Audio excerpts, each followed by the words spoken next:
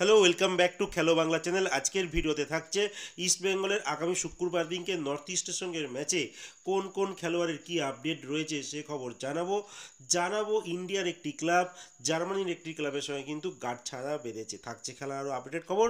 তার আগে প্রতিদিনের মতো বলবো, খেলার আপডেট খবর পাওয়ার জন্য আমাদের চ্যানেলটিকে সাবস্ক্রাইব করতে একদম ভুলো না। তো চলো শুরু করছি আজকের প্রথম খবরটি বলবো আইএসএল এর গতকালকের একটি ম্যাচ হয়ে গেছে, যেখানে কেরালা ব্লাস্টার আর চেন্নাই এফসি মুখোমুখি হয়েছিল। আর আজকে আমি যখন ভিডিওটি বানাচ্ছি সেই সময় একটি ম্যাচ কিন্তু হয়ে গেছে। উড়িষ্যা এফসি তারা খেলতে গিয়েছিল হায়দ্রাবাদ এফসির ঘরের মাঠে।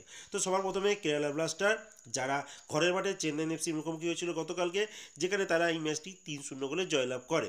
আর এই ম্যাচে কেরালার হয়ে 3টি গোল করে। প্রথম গোলটি করে জেমিনেস, যিনি 56 মিনিটে নাগাদ কিন্তু গোল করেন, যেখানে 1-0 গোলে এগিয়ে যায় কেরালা টিম। দ্বিতীয় গোলটি হয় সাদাও, তিনি 70 মিনিটে গোল করেন, কেরালা 2-0 এগিয়ে যায়। আর আলটিমেট রাহুল কেপি দুর্দান্ত পারফরমেন্স করে, বদলি খেলোয়াড় হিসেবে নামে 92 মিনিটে নাগাদ 3 নম্বর গোলটি করে। আলটিমেট কেরালা ব্লাস্টার টিম 3-0 গোলে জয়লাভ করে। আর এই ম্যাচে কিন্তু ভিভিন মোহনান কিন্তু দারুণ খেলেছে। যত দিন যাচ্ছে এই খেলোয়াড়টির পারফরমেন্স কিন্তু অনেকটাই উপরের দিকে উঠছে। আগামী দিনে আশা রাখবো ন্যাশনাল টিমের হয়েও যেন তিনি এমন পারফরমেন্স করেন। তো যাই হোক, এবার বলবো কোন পজিশনে তারা টেবিলে উঠে এলো। কেরালা ব্লাস্টার এই জয় নিয়ে 9 নম্বর পজিশনে এলো। তারা 9 ম্যাচে 11 পয়েন্ট সংগ্রহ করেছে।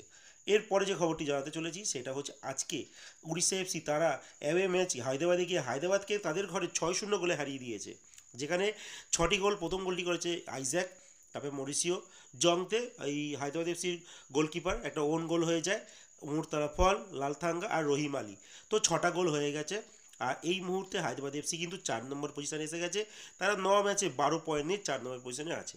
এর পরের খবরটি তোমাদের জানাবো, সেটা হচ্ছে হায়দ্রাবাদ এফসি তারা গোলকিপার পজিশনে কিন্তু একজন অভিজ্ঞ গোলকিপারকে সাইন করে নিয়েছে। করণজিৎ সিং, 38 বছর বয়সী এই গোলকিপারকে তারা সাইন করেছে। তিনি একজন ফ্রি খেলোয়াড় ছিলেন। এর আগে তিনি জেসিটিতে খেলেছেন, সালগাঁও থেকে খেলেছেন, চেন্নাই এফসিতে খেলেছে, চেন্নাই সিটি এফসিতে খেলেছেন, কেরালা ব্লাস্টার লাস্ট ইয়ার খেলেছেন। এই মুহূর্তে তিনি ফ্রি ছিলেন। তো এই খেলোয়াড়টিকে তারা সাইন করে নিয়েছে হায়দ্রাবাদ এফসি। তাদের গোলকিপারে কিন্তু একটা পজিশনে প্রবলেম চলছে। এই তোমাদের দেখতেই পারলে যে জং থেকে কিন্তু আজকে একটা ওন গোল যেরকম খাইয়ে দিয়েছে। যাই হোক, তারা তো তাদের টিমটাকে স্ট্রং করার অনেক চেষ্টা করছে। আলটিমেট কী রেজাল্ট দেয় আলটিমেট মরশুম শেষেই বোঝা যাবে। এরপরে যে খবরটি বলবো আই লিগের খবর। আই লিগে গতকালকে একটি ম্যাচ হয়ে গেছে, যেখানে শিলং লাজং ঘরের মাঠে খেলতে নেমেছিল চার্চিল ব্রাদার্সের সঙ্গে। আর এই ম্যাচটিতে 2-2 গোলে ড্র হয়ে যায়, যেখানে শিলং তারা তারদিং বলে একজন খেলোয়াড়, তিনি 35 মিনিট নাগাদ গোল করেন। আর রেনান 50 মিনিটে নাগাদ গোল করেন। আর চার্চিল ব্রাদার্সের হয়ে লেকায় তিনি 2টো গোল করেন। তো আলটিমেট দুটো টিমের খেলা কিন্তু ড্র হয়ে যায়। আর আজকে থেকেই কিন্তু রিলায়েন্স ফাউন্ডেশন ডেভেলপমেন্ট লিগ কিন্তু 4th সিজন চালু হয়ে গেল গোয়াতে, যেখানে 54খানা টিম কিন্তু অংশগ্রহণ করছে। লাস্ট ইয়ারের চ্যাম্পিয়ন পাঞ্জাব এফসি, যারা রানার আপ ইস্ট বেঙ্গলকে হারিয়েছিল ফাইনালে। আর এবছর কিন্তু তার প্রথম ম্যাচে মুখোমুখি হয়েছিল স্পোর্টিং ক্লাব দ্য গোয়া আর ডেম্পো। আর এই ম্যাচে কিন্তু ফলাফল থাকে 2-2, মানে ড্র হয়েছে কিন্তু আজকের ম্যাচ। তো যাবতীয় আরও কিছু আপডেট এলে তোমাদের আমি জানিয়ে দেবো রিলায়েন্স ফাউন্ডেশন ডেভেলপমেন্ট লিগের। এর পরের যে খবরটি জানাবো সেটা ইন্ডিয়ার একটি ক্লাব যার নাম সুবেদা দিল্লি এফসি, যারা দিল্লি প্রিমিয়ার লিগে খেলে আর এছাড়াও আই লিগ 2তে খেলে। এই ক্লাবটি কিন্তু জার্মানির একটি ক্লাব ভিএফবি স্টুটগার্ট। এই ক্লাবটির সঙ্গে কিন্তু একটা গাঁটছড়া বেড়েছে। আর যেখানে আদিত্য বিড়লা গ্রুপের হিন্ডালকো একটা কোম্পানি, তারা কিন্তু এর মোক্ষম একটা সোর্স, যারা এই পার্টনারশিপটা করাতে অংশগ্রহণ করেছে। তো বলে রাখি, এটা ইন্ডিয়ার ফুটবলের জন্য অনেকটাই বেটার যে আই লিগ 2 এর একটি ক্লাব যারা দিল্লি প্রিমিয়ার লিগ ডিভিশনগুলোতে খেলে, সেই ক্লাব মানে সুবেদা দিল্লি এফসি, তারা এই জার্মানির নামকরা ক্লাব ভিএফবি স্টুটগার্টের সঙ্গে কিন্তু চুক্তি করেছে। দেখা যাক এর আলটিমেট ফলাফল ইন্ডিয়া টিম কী পায়। তো অনেক ক্লাবই আছে বর্তমানে দেখতে পাচ্ছি, যারা জার্মানি হোক বা ইউরোপের অনেক ক্লাবের সঙ্গে কিন্তু গাঁটছড়া বাঁধছে।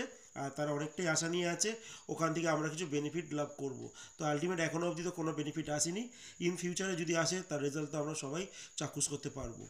এরপর লাস্ট যে খবরটি তোমাদের জানাবো সেটা হচ্ছে আগামী শুক্রবার দিনে কিন্তু ইস্টবেঙ্গল তারা ঘরের মাঠে আইএসএলের ম্যাচ খেলতে নামছে নর্থ ইস্ট ইউনাইটেড এফসির বিরুদ্ধে।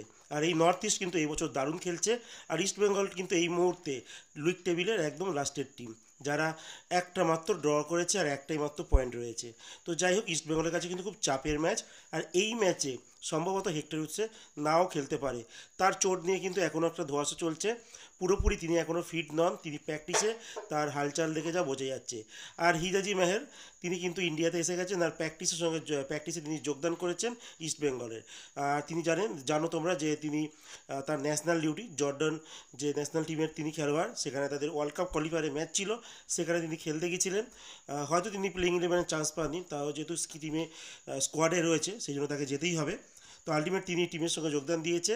আর তার সঙ্গে আমাদের ভারতীয় ন্যাশনাল টিমের প্লেয়ার আনোয়ার আলী, তিনিও জানো আমাদের একটা ফিফা ফ্রেন্ডলি হয়ে গেল মালয়েশিয়ার সঙ্গে, সেই ম্যাচ খেলার পর তিনিও কিন্তু ইস্টবেঙ্গল টিমের সঙ্গে যোগদান দিয়েছে আর প্র্যাকটিসও শুরু করেছে। হয়তো নর্থ ইস্ট ইউনাইটেড এফসির বিরুদ্ধে ডিফেন্সের সেন্ট্রাল ব্যাক পজিশনে হয়তো আমরা আবারও এই আনোয়ার আলী আর হিজাজি মেয়ারকেই দেখতে চলেছি।